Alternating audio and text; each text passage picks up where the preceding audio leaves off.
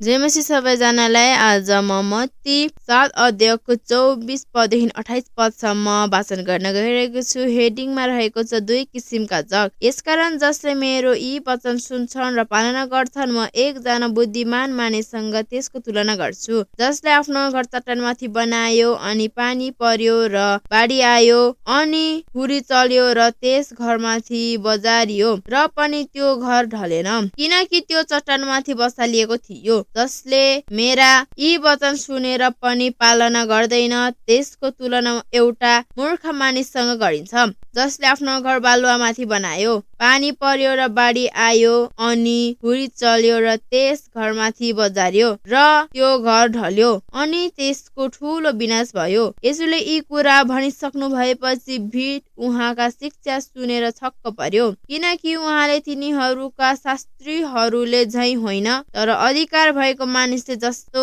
गरी सिकाउनु थियो। आमेन।